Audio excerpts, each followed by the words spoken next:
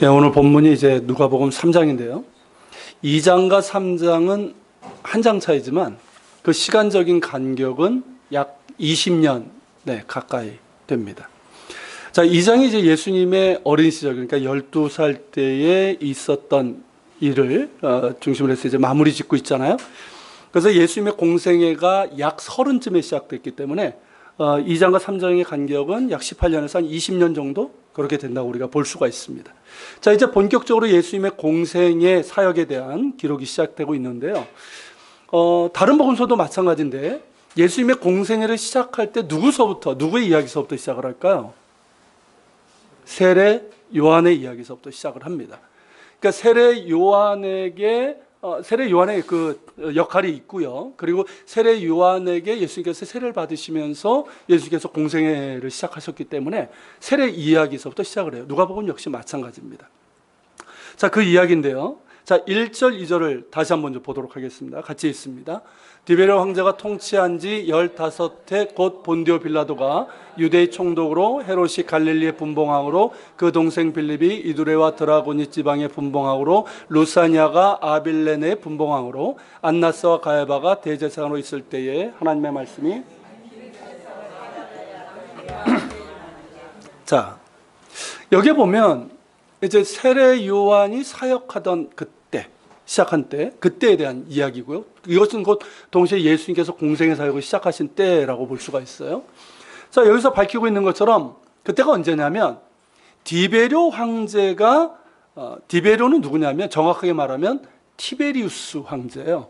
세계사에 보면 로마 제국에 나오는데 티베리우스 황제가 나옵니다. 그 사람이 이제 성경에는 디베료로 되어 있는 거예요. 자, 이 사람이 황제 즉위한 지 15째 되는 해였다는 것이죠. 이때가 언제냐면 주후 28년 8월에서 주 29년 8월 사이에 해당하는 때입니다. 자, 이 디베료는 누구냐면 자, 로마 제국의 초대 황제가 가이사 아구스토라는 건 기억나시죠? 우리 성경의 가이사 아구스토, 케이사르 아우구스투스예요. 이 사람인데 이 사람의 양자입니다. 근데 이 사람이 이제 주 14년 8월에 죽고요. 그러고 나서 이제 황제가 된 사람이에요. 그러니까 이제 이 사람이 즉위한 지 15해라고 했으니까 계산을 해보면 주 28년 8월부터 주 29년 8월 사이에 해당되는 그때에 세례 요한에게 말씀이 임했고 그가 사역을 시작했다라고 우리가 볼 수 있는 것이죠. 그러니까 우리가 알 것은 뭐냐면 예수님의 탄생 때와 어린 시절의 황제는 누구였다? 우리가 성경 공부할 때 이런 배경도 좀 알아야 돼요. 자, 예수님 탄생 때와 어린 시절의 로마 황제는 누구였다? 가이사 아우구스투스였어요. 그러면 예수님께서 공생의 사역을 하실 때는 누구였다? 티베리우스 황제 때였다는 거예요. 근데 이 티베리우스의 이름이 지명에도 나와요. 여러분, 이 복음서에 보면 갈릴리 바다를 뭐라고도 부릅니까? 뭐 긴네렛 바다라고 그러면 그건 원래 이름이고요. 자, 갈릴리 바다, 긴네렛 바다 같은 이름이에요. 또 하나 부르는 이름이 있어요. 그게 뭘까요? 디베랴 바다라고 그래요. 디베랴 바다. 자, 디베랴 바다라고 하는 이유는 뭐냐면 갈릴리 호수 서쪽변에 디베랴라고 하는 도시가 있어요. 정확하게 티베리아스라는 도시인데요. 지금도 있습니다. 제일 큰 도시예요. 근데 이 도시가 어떻게 생긴 거냐면 자, 좀 이따 이제 설명은 좀 하겠지만 갈릴리 지역을 다스렸던 분봉왕 헤롯 안디바라는 사람이 로마 황제에게 충성을 표시하기 위해서 황제 이름 티베리아스의 이름을 따서 도시를 만든 거예요. 그리고 티베리야, 우리 성경엔 디베랴 이렇게 이름이 지어진 거예요. 그러니까 이제 디베랴 바다라고 했을 때는 무슨 뜻입니까? 디베랴 앞바다라는 뜻이에요. 이해가 되시죠? 그러니까 우리가 성경을 공부할 때는 이런 부분들을 좀 알아야 되는 거예요. 그래서 갈릴리 바다, 긴네렛 바다, 디베랴 바다가 다른 바다가 아니라 같은 거다. 우리가 기억을 할 필요가 있어요. 어쨌든 이제 이 헤롯 안디바가 이 디베랴를 이렇게 건설하고 나서는 자기의 수도로 삼게 됩니다. 그건 나중에 한 번 더 얘기가 될 거예요. 자, 그리고 이때 총독이 누구였다? 유대 총독이 본디오 빌라도. 이건 너무 잘 아는 사람이죠. 본디오 빌라도. 근데 로마 총독이 유대 지역에 거주한 때는 언제냐면 주 6년부터예요. 그 전까지 이제 시리아 총독이 대신 이렇게 다스렸고요.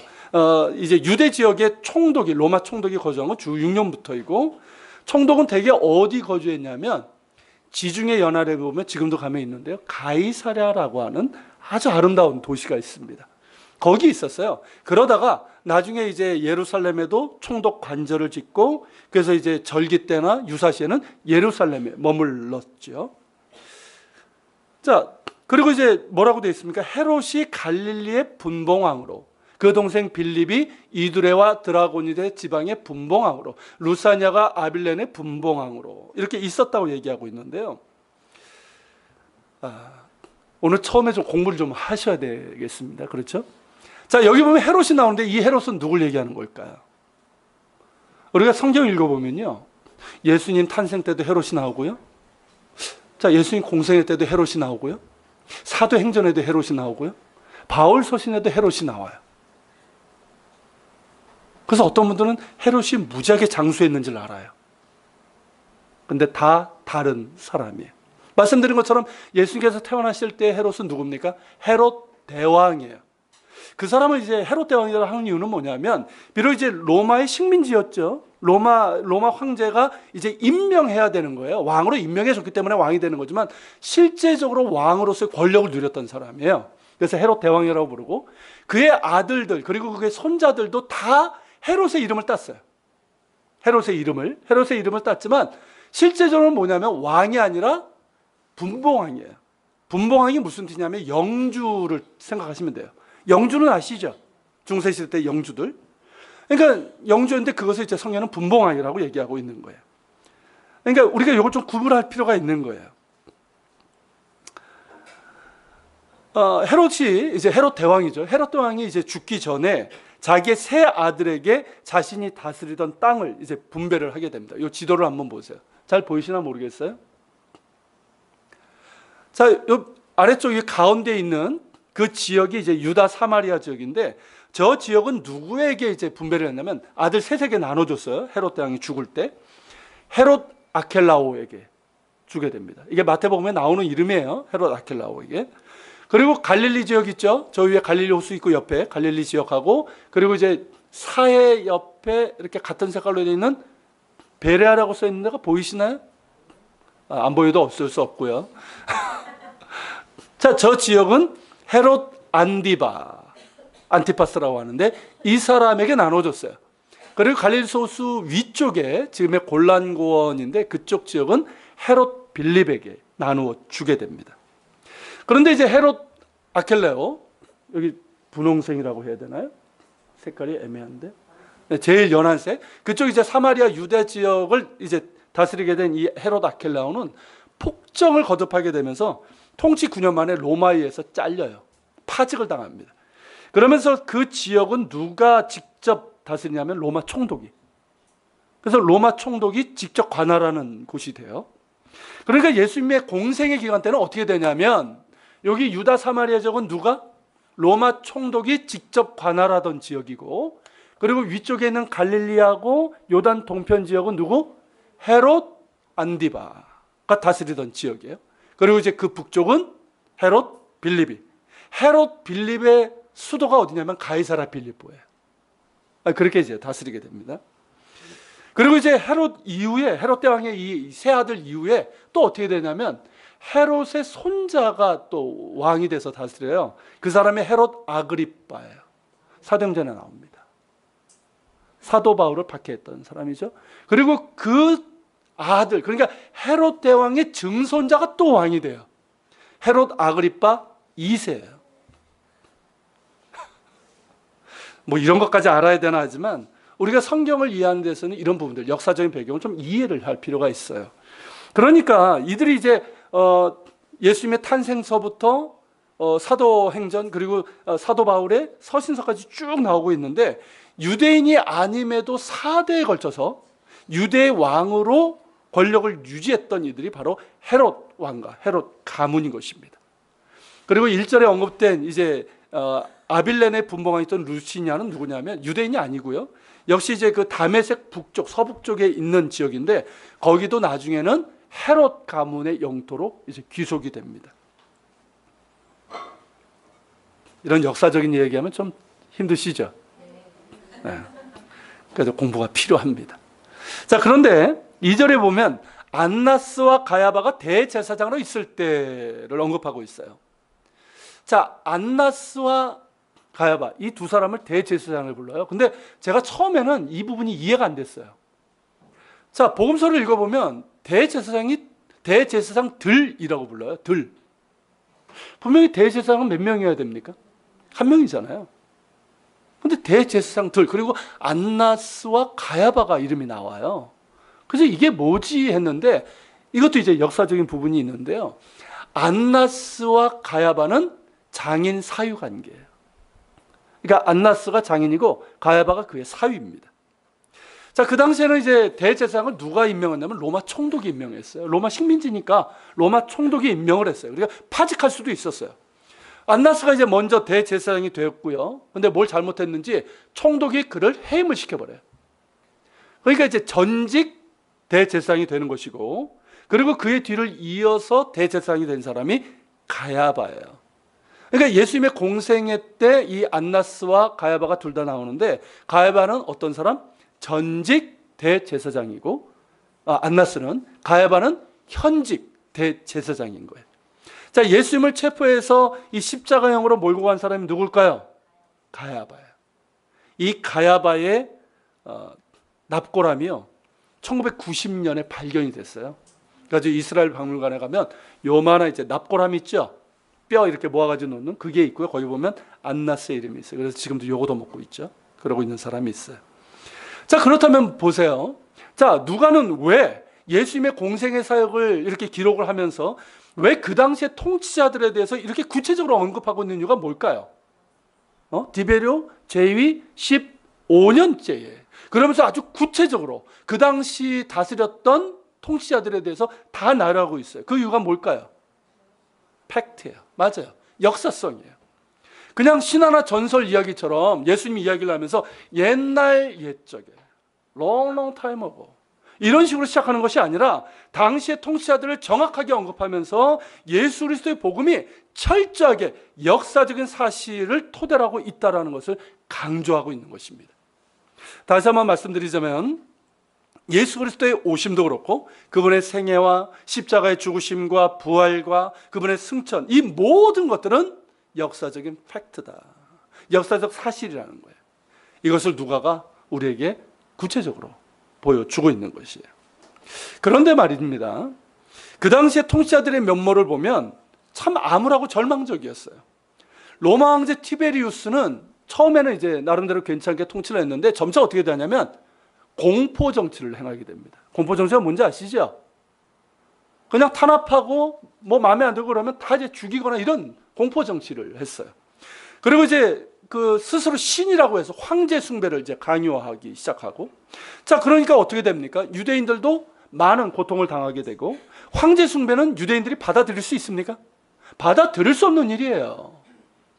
자, 그리고 총독 빌라도는 어땠습니까? 총독 빌라도? 우리가 이미 빌라도에 대해서는 좀 어느 정도 정보가 있잖아요. 자, 이 사람은 무능했던 사람이에요. 그리고 자신의 정치적인 입지가 굉장히 약했어요. 그러다 보니까 자기의 정치적인 입지를 지키기 위해서 어떻게 해야 될까요? 그런 사람들이 되게 어떻게 할까요? 어쩔 때는 타협을 하고 어쩔 때는 억압정책을 하고, 그러니까 이중적인 그런 모습들을 많이 보인 거예요. 일관성이 없었던 거죠. 그러니까 예수님께서 무죄함을 보았음에도 불구하고 십자가형에 내줄 수밖에 없는 그런 이제 성격의 사람이었던 거죠. 그리고 분봉왕이었던 헤롯 안디바의 경우는 그의 별명이 뭔지 아십니까? 헤롯 안디바의 별명? 여우였어요. 성경에 나와요. 여우라. 자, 여우라고 하는 이유가 뭘까요? 아주 교활했다는 얘기예요. 아주 교활하고 잔인하고 비겁한 방법을 썼다는 거죠. 그러니까 유대인이 아니잖아요. 유대인이 아닌 자기의 이 입지를 이제 강화하기 위해서 어떻게 하냐면 그렇게 이제 교활하고 잔인한 방법으로 이렇게 하고 그러면서 또 탄압도 하고 이런 정치를 한 거예요. 그렇다면 대제사장들은 어땠을까요? 자, 대제사장들은 그 당시에 로마 식민지 상황에서 이 유대 백성들을, 이스라엘 백성들을 대변해주고 그들 편에 서줄 수 있는 유일한 지도자들이라고 할 수가 있어요. 근데 대제사장들은 어땠을까요? 똑같았어요. 이들도. 자, 로마 총독이 임명하잖아요. 때로는 헤롯이 임명하기도 했어요. 그러다 보니까 이들과 결탁을 해서 자기의 기득권을 지키려고 했던 사람들이에요. 자, 정치적인 권력, 그 기득권을 지키려면 뭐가 필요합니까? 돈이 필요하죠. 그러니까 성전에서 어떤 일을 합니까? 장사치들을 들여보내주고, 그러면서 검은 커넥션. 이 타락과 부패가 이루 말할 수가 없었어요. 자, 이렇게 암울하고 고통스럽고 절망스러웠던 때였습니다. 이런 때에 경건한 유대인들은 어떠했을까요? 그냥 뭐 굴러갈 대로 굴러가는 거지, 이런 사람이면 모를까? 정말 경건한 유대인들이라면 어땠을 것 같습니까? 어디에도 희망이 보이질 않아요. 그렇다면 유일한 희망은 어디에 있습니까? 하나님께 있는 거예요. 하나님께. 비록 말라기 선지자 이후에 약 400년 동안 예언이 끊어졌어요. 아시죠? 말라기 선지자 이후에 세례 요한 때까지 거의 한 400년 동안 하나님의 예언이 주어지지 않았습니다. 그래서 그때를 영적 암흑기라고도 불러요. 비록 그런 때였지만 때가 차면 하나님께서 새롭게 말씀하실 것이라고 믿으면서 하나님의 말씀을 갈망하던 사람들이 있었단 말이에요. 많은 사람들이 하나님께서 예레미야서에 있는 말씀처럼 내가 새 언약을 너에게 주리니, 이 말씀이 있잖아요. 그 말씀처럼 하나님께서 마침내 우리에게 새로운 언약을 그렇게 세우시고, 그러면서 이스라엘에게 새로운 구원과 자유를 주실 그런 새 시대를 기다리고 있었단 말이죠. 왜냐하면 구약의 선지자들이 그런 새 시대가 올 것이라고 예언했기 때문에 그래요. 하나님께서 예언자들을 통해서 그런 새 시대가 너에게 임할 것이라고 말씀하셨기 때문입니다. 하나님께서 다시 우리 가운데로 오실 것이고, 그래서 새로운 언약을 맺으시고 참 자유와 구원을 주실 것이라는 하나님의 약속이 있기 때문에 그렇습니다. 그 예언이 바로 뭘까요? 메시아에 대한 예언이에요. 그리고 그 예언 그대로 오신 분이 누구다? 예수 그리스도십니다. 그리고 그 예언의 일부에는 메시아가 오시기 전에 그분의 길을 예비할 엘리야와 같은 자가 올 것이라는 예언이 있어요. 그게 바로 말라기 4장에 나옵니다. 자, 같이 읽겠습니다. 말라기 4장 4절부터 5절. 보라, 여호와의 크고 두려운 날이 이르기 전에 내가 선지자 엘리야를 너에게 보내리니 자녀들의 마음을 그들의 아버지께로 돌이키게 하리라. 돌이키지 아니하면 두렵건대 내가 와서 저주로 그 땅을 칠까 하노라 하시니라. 자, 여호와의 크고 두려운 날, 이게 무슨 뜻인지 아십니까? 메시아께서 임하시게 되는 그 날을 얘기하는 거예요. 자, 그 날이 이르기 전에, 그러니까 메시아께서 공식적으로 사역을 하시기 전에 누가 오리라? 먼저 선지자 엘리야를 보내시겠다는 거예요. 즉 엘리야와 같은 사람을 보내시겠다는 거예요. 자, 그가 와서 하는 일이 뭡니까? 아버지의 마음을 자녀에게로부터 돌이키게 하고 자녀의 마음을 그들의 아버지께로 돌이키게 한다는 뜻이 무슨 뜻일까요, 이게? 집집마다 부자간에 이렇게 사이가 안 좋은 사람들 화해시킨다는 뜻일까요? 그런 뜻이 아니에요. 여기서 아버지는 누굴까요? 하나님이에요. 우리 사이사이들이 이렇게 달라졌습니다. 하나님이. 그러면 그의 자녀가 누굽니까? 이스라엘 백성들이에요. 자, 하나님께서 그들에게로, 그 하나님의 마음이 그들에게로 돌이키게 한다. 무슨 뜻입니까? 하나님께서 왜 그들에게서 등을 돌리셨을까요? 왜 하나님께서 이 예언을 400년 동안 중지하셨을까요? 이스라엘의 범죄함 때문이에요. 그러나 하나님께서 다시금 그들에게 긍휼을 베푸시겠다는 거예요. 그리고 그 자녀들 이스라엘은 어떻게 될까요? 그들의 죄악을 돌이켜서 아버지께로, 하나님께로 그렇게 돌이키게 하는 회개를 얘기하는 거예요. 이 사역을 하게 될 거라는 거죠. 이를 위해서 온 사람이 바로 세례 요한이라는 거예요. 여러분 3절을 한번 보세요. 3절에 보면, 자, 요한이 요단강 근처에서 세례를 전파했는데 그가 베푼 세례를 뭐라고 얘기하고 있습니까? 죄사함을 받게 하는 회개 세례라고 말하고 있어요. 그냥 세례가 아니에요. 죄사함을 받게 하는 회개 세례다. 무슨 뜻입니까, 이게? 죄사함을 받게 하는 회개 세례다. 우리가 그냥 간단하게 생각하면 이 세례는 누구에게 줍니까? 뭐 군대 훈련소나 군대에서는 뭐 다 주죠. 초코파이 먹으러 온 애들까지 다 줘요. 제가 해봤기 때문에 알아요. 다 주는데, 여러분 원래 세례는 누구에게 줍니까? 자기 죄를 회개하고 예수님을 구주로 영접한 사람에게 주는 예식이에요. 그래서 회개는 이 세례는 이 죄사함을 받게 하는 회개 세례라고 할 수가 있어요. 그런데 보다 근본적인 의미가 있어요. 이에 대해서 누가가 다음 구절에서 구약성경 한 부분을 인용하면서 설명을 하고 있습니다. 자, 그게 이제 4절서부터 6절이에요. 자, 같이 읽겠습니다. 선지자 이사야의 책에 쓴 바 광야에서 외치는 자의 소리가 있어 이르되 너희는 주의 길을 준비하라. 그의 오실 길을 곧게 하라. 모든 골짜기가 메워지고 모든 산과 작은 산이 낮아지고 굽은 것이 곧아지고 험한 길이 평탄해질 것이요 모든 육체가 하나님의 구원하심을 보리람과 같으니라. 자, 이게 이사야의 책, 이사야서에 있는 내용이에요. 그래서 이사야서 직접 이제 읽어보면 어디냐면 이사야서 40장 3절서부터 5절 말씀이에요. 자, 이 구절로, 이 부분으로 다시 한번 읽겠습니다. 외치는 자의 소리여 이르되 너희는 광야에서 여호와의 길을 예비하라. 사막에서 우리 하나님의 대로를 평탄하게 하라. 골짜기마다 도두어지며 산마다 언덕마다 낮아지며 고르지 아니한 곳이 평탄하게 되며 험한 곳이 평지가 될 것이요 여호와의 영광이 나타나고 모든 육체가 그것을 함께 보리라. 이는 여호와의 입이 말씀하셨느니라. 자, 여기 보면 외치는 자의 소리가 나오죠. 이게 누굴 얘기하는 걸까요? 이게 예언이에요. 자, 외치는 자의 소리가 누굴 얘기하는 걸까요? 바로 메시아 전에 올 엘리야와 같은 사람을 얘기하는 거예요. 누굽니까? 구체적으로 세례 요한을 얘기하는 거예요. 그래서 세례 요한을 얘기할 때 광야에서 외치는 자의 소리라고 얘기를 하는 거예요.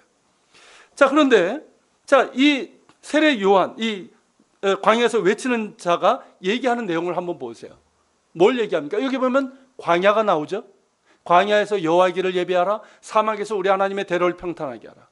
광야와 사막이 나옵니다. 자, 광야와 사막에는 이스라엘에 있는 거예요. 골짜기가 있고 산이 있고 언덕이 있어요.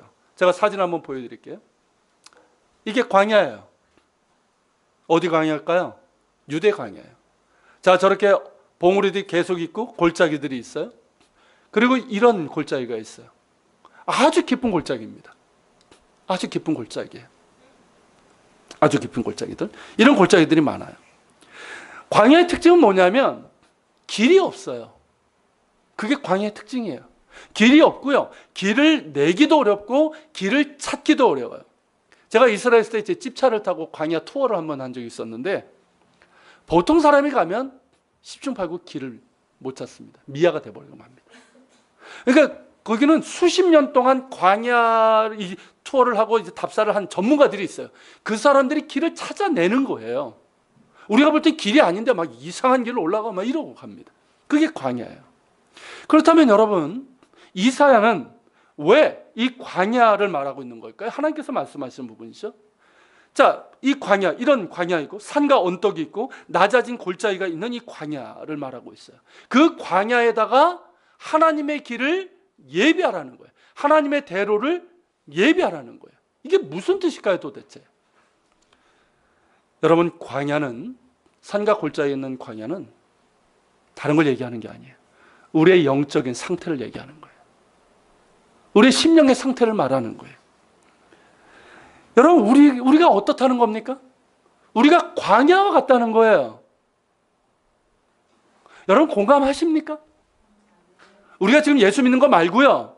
우리 인생 자체가 뭡니까? 광야잖아요. 그렇죠? 광야예요.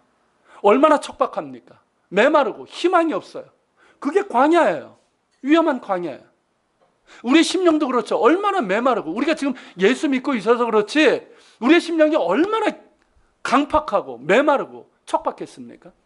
그랬던 사람들이에요. 그런데 우리 광야 같은 우리의 심령에 뭐가 있다는 거예요? 산이 있고 언덕이 있다는 거예요. 그리고 깊게 파인 골짜기가 있다는 거예요. 이것도 무슨 뜻일까요? 여러분, 높은 산들, 언덕들은 우리 안에 높아진 것들을 얘기하는 거예요. 우리의 마음이 높아져 있다는 거예요. 우리의 마음이. 하나님 앞에서 우리의 마음이 가난해지고 낮아져야 되는데 높아져 있다는 거죠. 부유해졌고 부족한 것이 없다는 거예요. 하나님 없이도 살 수 있다는 것이죠. 하나님이 그렇게 아쉽지 않다는 거예요. 그러니까 하나님을 찾을까요? 하나님을 찾지 않습니다. 하나님을 찾지 않아요. 은혜에 대한 사모함이 있을까요? 사모함이 없어요. 갈급함도 없어요. 또한 우리의 귀가 높아졌다는 거예요.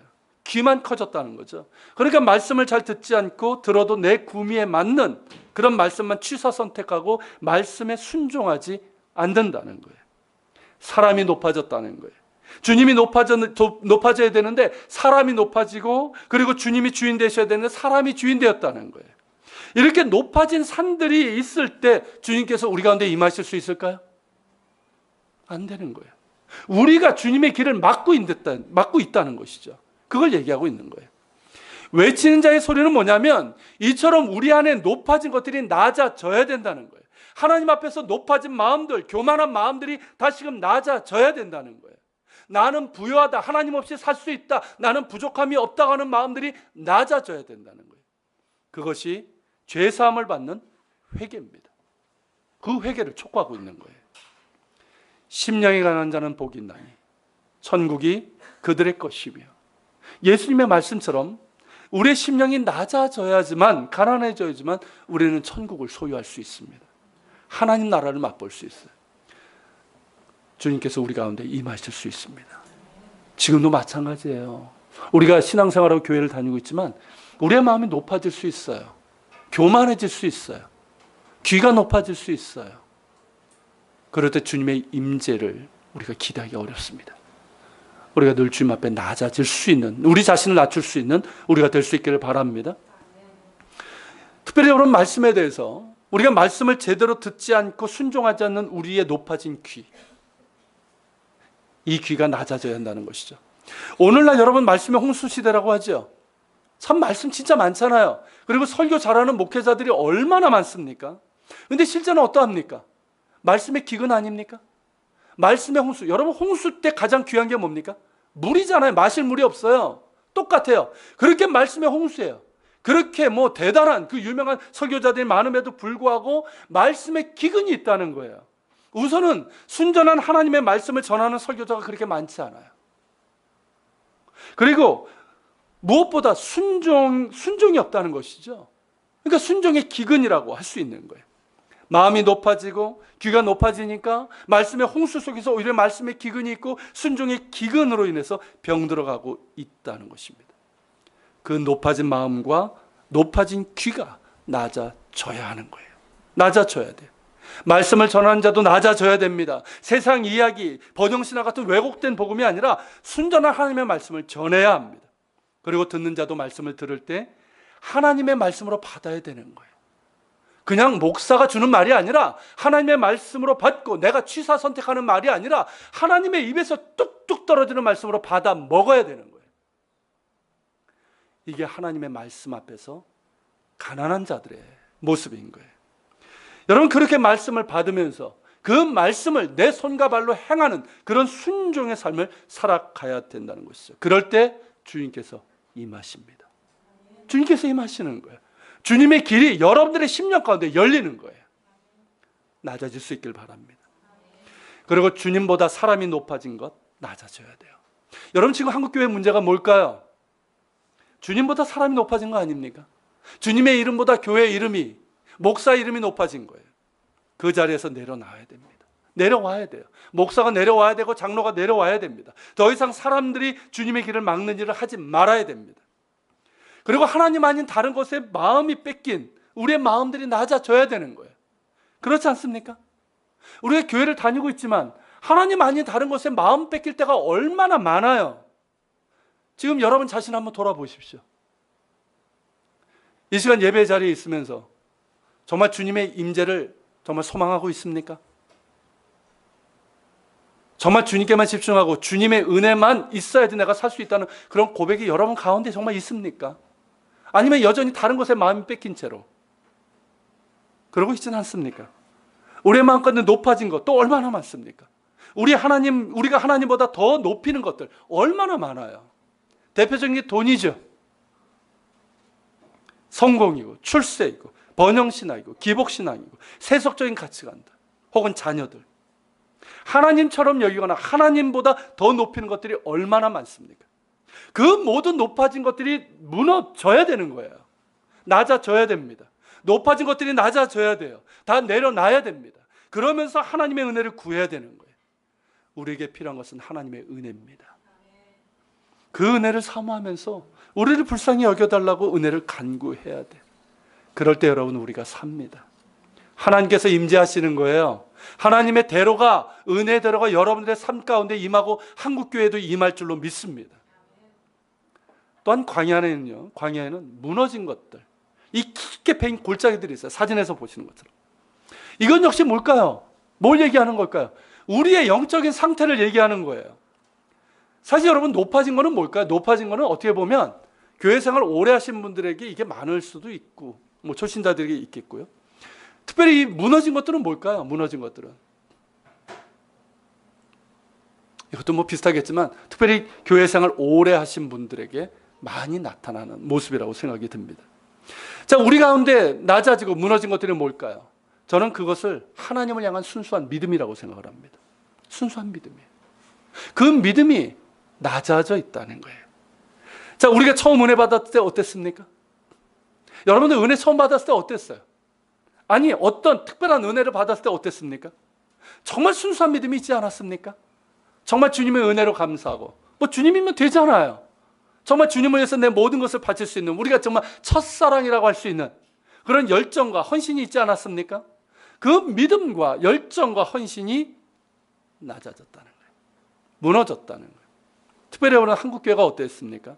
전에도 제가 한번 말씀드렸지만 한국교회 구한말, 일제 때, 6.25 때, 그리고 보릿고개라고 하는 그 어려운 시대를 경험하던 그 시대에 한국교회는 정말 순수한 믿음과 열정과 헌신으로 주님을 섬겼어요. 목회자들 정말 가난하고 힘든 상황에서 목숨을 걸고 목회를 했고요. 장로들 역시 정말 교인들에게 모범적으로, 그리고 정말 겸손하게 헌신적으로 담임 목사를 도와서 교회를 세워나갔습니다. 교인들은 어땠을까요? 그 먹고 힘든 때 성미라는 거 아시나요? 제가 기억하는 건요, 저 어렸을 때 봉지쌀 사 먹었어요.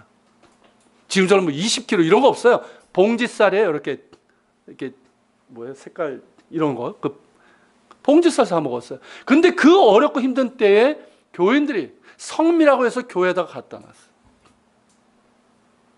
그리고 여러분 그 힘든 때, 먹고 살기 힘든 때 벽돌을 나르면서 교회를 건축했어요. 그 딱딱한 마룻바닥에서 밤낮으로 눈물로 기도하면서 하나님의 은혜를 구했어요. 그게 한국교회였어요, 여러분. 그래서 세계 역사에서, 세계 교회 역사에서 유래를 찾아보기 힘든 이 부흥이 가능했던 거죠. 그런데 이런 것들이 낮아졌다는 거예요. 무너졌다는 거예요. 점점 사라지고 있다는 거예요. 그래서 마치 자신이 한 것처럼, 자신의 거친 것처럼, 교회가 자신의 것인 것처럼 그렇게 생각하게 되었고, 장로 이런 것들이 마치 무슨 권력이고 계급인 줄 그렇게 생각하게 되었고, 교인들은 예전처럼 순수한 믿음과 열정과 헌신 이런 모습들이 참 찾아보기 어렵게 되었다는 것입니다. 말씀에 대한 순종도 낮아졌어요. 그렇지 않습니까? 순전한 마음으로 말씀을 받기보다는 이해타산을 따지면서 말씀을 걸러냅니다. 그리고 부담이 되면 쉽게 교회도 떠나고요. 어느 때부터인지 예배도 무너진 것 같아요. 우리 신앙의 선배들은 예배 때문에 목숨을 걸었습니다. 그렇죠? 우리나라도 그렇잖아요. 예배 때문에 목숨 걸었어요. 예배 때문에 순교당했던 사람들이에요.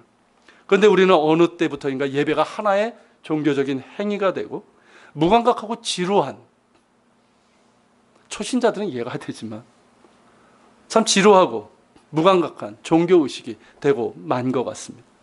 이 정도까지는 아니더라도 예배 가운데 하나님의 임재를 갈망하면서 하나님을 기뻐하고 노래하면서 하나님의 임재를 사모하고 하나님의 말씀 앞에 서고자 하는 그런 예배가 우리 가운데 사라졌다는 것이죠. 이런 낮아진 골짜기가 우리 안에 있다는 거예요. 우리 안에, 한국교회 안에 있다는 거예요. 이런 낮아진 골짜기들이 다시 돋우어져야 된다는 거예요. 다시 메워지고 다시 회복돼야 된다는 거예요. 여러분, 높아진 것들은 다시 나눠지고요. 무뎌지고 패인 것들은 다시 메워지고 돋우어져야 되는 거예요. 그렇게 하나님을 향한 낮은 마음, 가난한 심령으로 하나님의 은혜를 사모하고 오직 하나님만이 우리의 왕이심을 고백하고 하나님을 향한 순수한 믿음과 열정과 헌신이 회복되어야 한다는 것입니다. 그러면서 하나님을 기뻐하는 예배가 회복되고 말씀에 대한 순수한 믿음과 순종의 그런 자세도 회복되어야 된다는 거예요. 그것이 뭡니까? 외치는 자의 소리인 거예요. 골짜기마다 도두어지며 산과 언덕마다 낮아지며 고르지 못한 곳이 평탄하게 되고 험한 곳이 평지가 될 것이다. 그럴 때 누가 임하십니까? 하나님께서 임하시는 거예요. 하나님께서 길을 여시는 거예요. 이게 뭡니까, 여러분? 이게 부흥이에요. 여러분들이 정말 하나님의 은혜 가운데 정말 내 개인적인 영적인 부흥, 정말 내 심장이 정말 예수님으로 가득 차는 그런 부흥을 경험하고 싶습니까? 그렇다면 여러분 안에 무너진 것들을 봐야 돼요. 세례 요한이 그 얘기를 하는 거예요. 우리 안에 무너진 것들을 보라는 거예요. 멀쩡히 교회를 다니고 있고 직분을 우리가 감당하고 있지만 내 안에는 무너진 것들이 있어요. 그리고 높아진 것들이 있어요. 그런 것들을 보라는 거예요. 제가 이 말씀을 준비하면서 어제 얼마나 힘들었는지 아십니까? 아세요? 여러분, 설교자가 힘든 게 뭐냐면 설교를 여러분들에게 적용을 먼저 안 해요. 저 자신에게 먼저 적용을 해야 돼요. 그때 그래서 힘든 거예요. 근데 어제 설교를 준비하는데 저 자신을 봤어요. 내 안에 하나님 보실 때 높아진 것들이 없는지, 내 안에 무너진 것들은 없는지 봤어요. 있을까 없을까요? 있어요. 많아요. 참 부끄럽지만 많아요. 그냥 목사가 저의 직업이잖아요. 그러니까 직업적으로 이런 일들을 하다 보니까 어느샌가 내 안에서 높아진 것들이 있고요. 내 안에 무너진 것들이 있는 거예요. 그냥 일이니까 하는 거예요. 주일이 됐으니까 여러분들 만나고 여러분들에게 말씀을 전하고. 근데 내 안에 무너진 게 있는 거예요.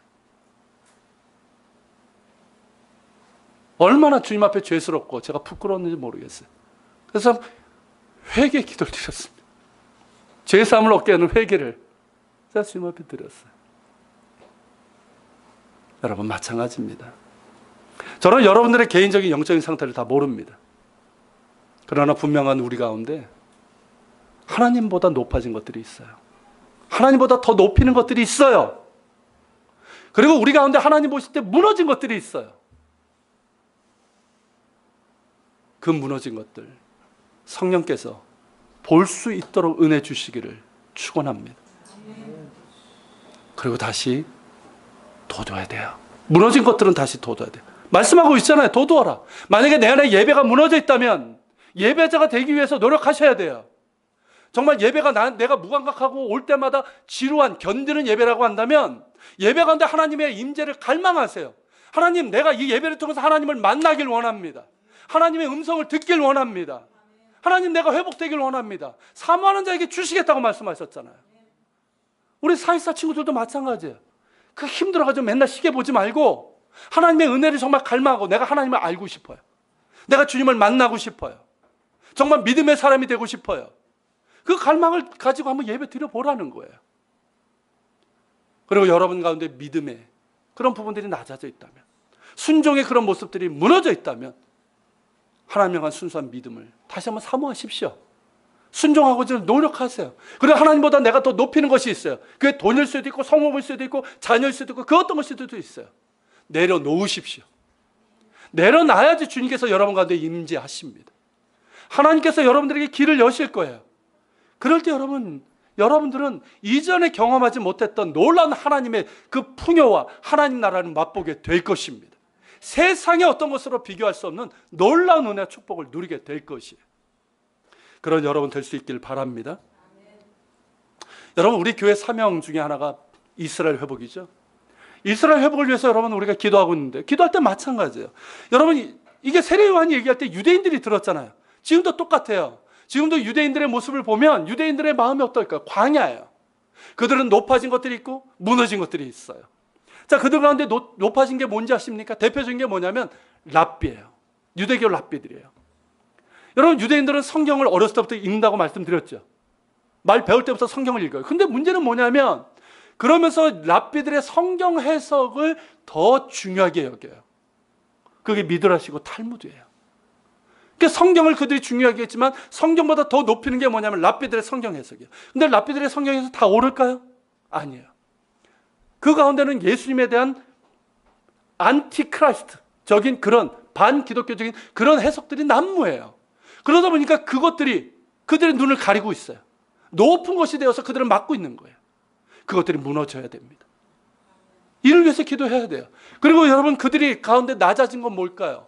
여러분 유대인들 우리가 생각할 때는 뭐 이슬람 국가들처럼 이슬람 국가는 뭐 이란이나 그런 나라는 몇 퍼센트가 이슬람교입니까? 90% 이상이잖아요.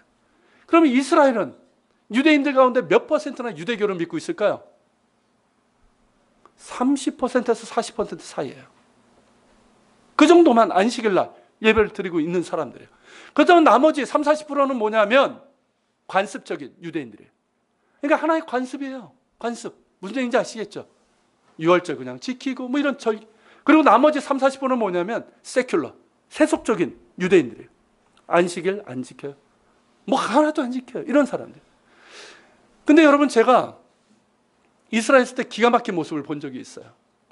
그게 뭐냐면 갈릴리 호수를 한번 간 적이 있어요. 우리 팀을 데리고 갔었는데 갈릴리 호수에 가면 꼭 배를 타잖아요. 예수님 때 이제 그 어선을 모형으로 한 그 배를 타는데 근데 우리가 탈 배에 누가 있었냐면 유대인들이에요. 근데 유대인들인데 그 중앙에 누가 있었냐면 라마 불교의 승려가 있는 거예요. 라마교 아시죠? 승려가 있는 거예요. 제가 깜짝 놀랐어요. 근데 히브리어를 쓰고 있는 거야, 사람들이. 그래서 제가 물었어요. 누구냐 이 사람들? 유대인들인데 그러는 거예요. 그 선장이 저한테만. 이 사람들이 라마 불교를 믿고 있는 거예요. 그러면서 갈릴리 호수에서 뭐 했냐면 물고기 방생하는 거 있잖아요. 방생을 한 거예요. 예수님께서 거니셨던 갈릴리 호수에서 그러고 있는 거예요. 기가 막힌. 이뿐만 아니라 뭐 뉴에이지 이런 것도 굉장히 많고요. 그러니까 이스라엘이 영적으로 무너져 있는 상태예요. 여러분 그 무너진 것들이 다시금 돋워질 수 있도록 기도해야 됩니다. 우리가 이스라엘 회복을 위해서 기도하는 게 그거예요. 그들 가운데 높아진 것들이 낮아지게 하시고 무너지게 하여 주시고 그들 가운데 패여지고 무너진 것들은 다시금 채워져서 그들이 예수 그리스도를 볼 수 있게 해 주시옵소서. 그들의 마음이 평지가 될 때 우리 주님께서 임하시고 길을 여시고 이스라엘이 마침내 회복이 될 것입니다. 할렐루야. 그리고 여러분 남과 북도 마찬가지예요. 여러분 지금 어떤 상황인지 아시죠? 우리 사회사 친구들도 알 거예요. 지금 어떤 상황인지. 북미 정상회담이 열릴 것 같다가 위태위태하더니 취소가 되고 그러더니 어제 문재인 대통령과 김정은 위원장이 판문점 판문각 북측에서 전격 회동을 했죠. 그러면서 오늘 발표가 된 내용은 모르겠어요. 그러면서 지금 다시 북미 정상이 이루어질 것 같은 이런 모습이 있어요.